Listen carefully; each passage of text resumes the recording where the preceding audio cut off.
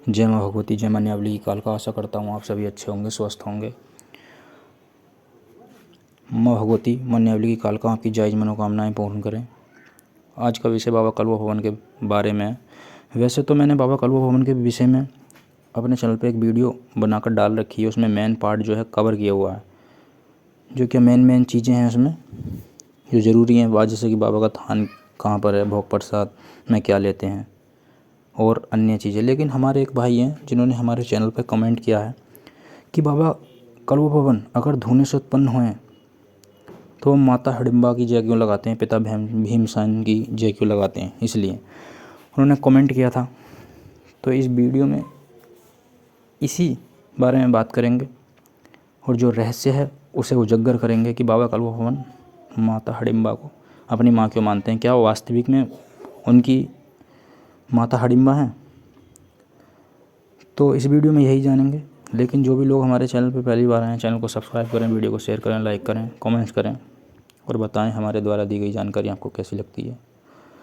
बाबा कलवा भवन भक्ताई मार्ग में बाबा कलवा भवन का एक बहुत ऊंचा पद है, स्थान है और वीरों के वीर कहा जाते हैं, बहुत ज़्यादा बलशाली हैं।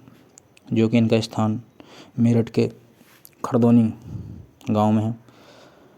और भोग प्रसाद में इन्हें जो है तामसिक में चलते हैं, दारू सुअर की बलि लगती है इनकी।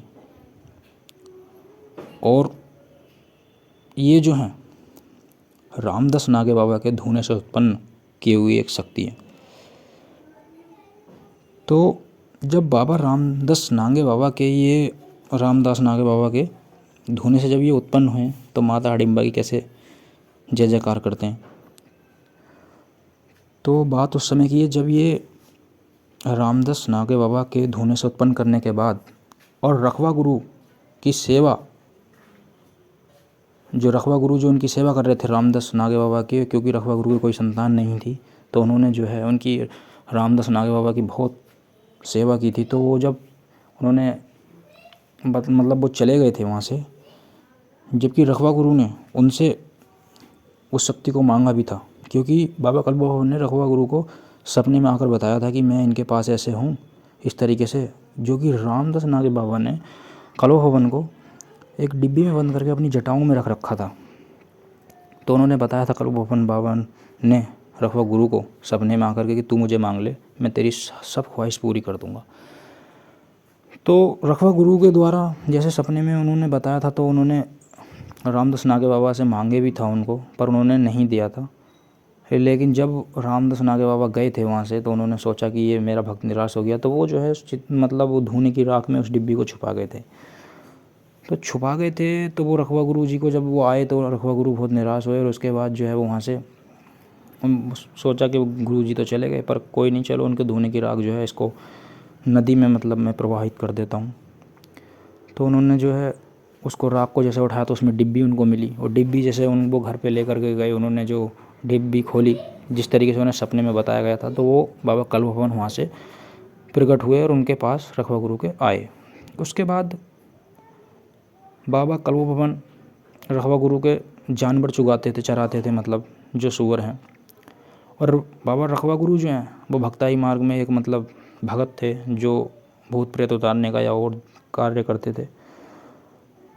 तो जो है बाबा कलवा भवन को गुरु मार भी कहा जाता है। गुरु मार इसलिए कहा जाता है क्योंकि जब वो उनके जानवर चुकाते थे तो एक बार रखवा गुरु जो हैं बहुत ज़्यादा टेंशन में थे, मतलब परेशान थे।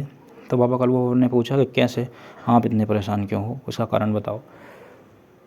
तो रखवा गुरु ने कलवा भवन से कहा बाबा से कि मैं परेशान इसलिए हूँ कि ऐसे ऐसे करके एक अखाड़ा है और जो किया वो टूट नहीं पा रहा, उसका समाधान नहीं हो पा रहा, उसमें क्या चीज़ है क्या नहीं।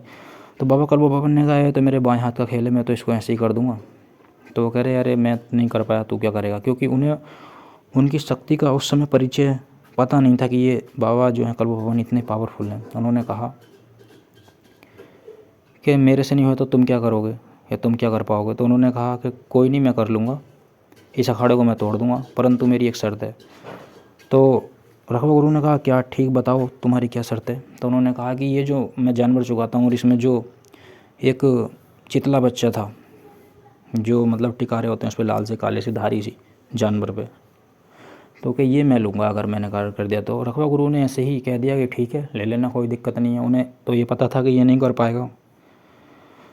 तो उन्होंने जो है उनको वो उस जगह ले गए और बाबा कल्व भवन ने वहाँ पे जो है रोग मार दिया और वो जो है अखाड़ा तोड़ दिया, वहाँ का जो है उस बीमारी का जो सोल्यूशन निकाल दिया। उसके बाद बारी आती है कि अब बाबा कल्व भवन का तो वचन पूरा हो गया, अब वचन की बारी आई रखवा गुरु की। जब रखवा गुरु ने कहा ठीक है जानवर ले लेना, अब उन्होंने मांगा तो कहा ठीक है कोई बात नहीं, चुगाता चराता तो तू ही है, इनको ले लेना। उन्होंने जो है ऐसा किया कि कल्व भवन बाबा को टाल दिया। कुछ समय बीता, उन्होंने फिर जो है इस तरीके से करके मतलब टाल दिया, टालते रहे, बहुत समय हो गया। और कल्व भवन बाबा के जो सिर में मतलब रामदास नागे बाबा के द्वारा कील ठोकी गई थी। कील क्या ठोकी थी, वो वचन थे, उन कीलों के द्वारा वचन, जैसे कि वचन 3 कील ठोकी हुई थी उनके सर में। तो एक दिन उनकी माँ ऐसे कहने लगी, मतलब रखवा गुरु की पत्नी कहने लगी कि तेरा सिर देख देती हूँ, बहुत गंदा हो रहा है। उन्होंने जैसे देखा तो उनके सर में जो है कील थी। तो वो भक्तों द्वारा बताया जाता है और गुरुओं द्वारा बताया जाता है कि जैसे वो कील निकाली तो वो एक वचन से मुक्त हो गए, और दूसरी कील निकाली तो वो दूसरे वचन से मुक्त हो गए। इस तरीके से तीनों कील निकाल दी तो वचन मुक्त हो गए। और इसलिए जो है वो क्रोधित बहुत थे, क्योंकि उन्होंने जो है बहुत समय बीत गया था, रखवा गुरु ने उनको जो है उनका जानवर नहीं दिया था। तो जानवर नहीं दिया था इसलिए वो क्रोधित होकर उन्होंने जो है रखवा गुरु को मार दिया। और वो सब जब वो प्रकट हुए थे तो वो सब देख के उनकी माता का भी, मतलब जो रखवा की पत्नी थी, उनका भी जो है वहाँ पर ही देहांत हो गया उनको देख करके। इतनी भयंकर और उग्र तरीके से मतलब इतने दिखते थे बाबा। उसके बाद कहानी यहाँ से चलती है कि जब वो ख़त्म हो गए तो बाबा जो है किसी के बस में नहीं, वो बचन जो है मुक्त हो गए थे, तो वो फ्री हो गए थे। उस गांव में बहुत हाहाकार भी एक समय पर बाबा ने मचाई थी। उसके बाद जब लगा उन्होंने गुरु को मार दिया, अब मैं यहाँ नहीं रहूँगा, तो वहाँ से निकल कर जो है खड़दोनी से वो पहुँचते हैं हस्तिनापुर। लेकिन पहले के समय में क्या होता था कि आज के समय में भी है ऐसा, और पहले के समय में भी था, पहले के समय में ज़्यादा था कि जो एक एरिया होता था, एक जगह होती थी, वो बटी होती थी कि यहाँ पर ऐसे करके मतलब इस देवी देवता का मतलब इस एरिया में नहीं आ सकते, या इस राजा की सीमा है, इस तरीके से। तो हस्तिनापुर में क्या था कि हस्तिनापुर में जो है हडिम्बा, जो भीम, पांडवों में भीम थे, उनकी जो राक्षस कुल की जो पत्नी थी हडिम्बा, उनके पति थे भीम हडिम्बा के। तो ऐसा है कि किसी भी अगर एरिया में आपको जाना है तो वहाँ के जो एक मेन मुखिया हैं, जैसे कि हस्तिनापुर की उधर के जंगल की जो मतलब वो थी मुखिया थी, ऐसे मानो कि वो जो थी ना वो हडिम्बा माता थी। तो उस जगह में उनको प्रवेश करने के लिए बिना उनके आज्ञा के मतलब प्रवेश नहीं कर सकते थे बाबा कल्व भवन। तो कल्व भवन बाबा ने माता हडिम्बा को अपनी धर्म की माँ बनाया था, इसलिए वो माँ हडिम्बा की जय लगाते हैं। कुछ लोग कहते हैं कि बाबा कल्व भवन की क्या वो सगी माँ है, वो ऐसे क्या है। तो धोने का जो है वो हो तो धोने से ही प्रकट है, पर हडिम्बा माता की जय यूँ लगाते हैं। और पिता भीमसेन की इसलिए लगाते हैं क्योंकि हडिम्बा के जो पति हैं वो भीम हैं। तो इसलिए जो है बाबा कल्व भवन हडिम्बा माता की जय लगाते हैं। और उन्होंने जो है उस जगह में हस्तिनापुर में भी एक बाबा का स्थान है, जो कि शाखा पीर के साथ भी उनकी मुलाकात बात को हस्तिनापुर में ही हुई थी। और इसलिए जो है वो वहाँ पर हडिम्बा को अपनी धर्म की माँ बनाने के बाद उन्हें उस जगह पर रहने के लिए मिला था कल्व भवन बाबा को।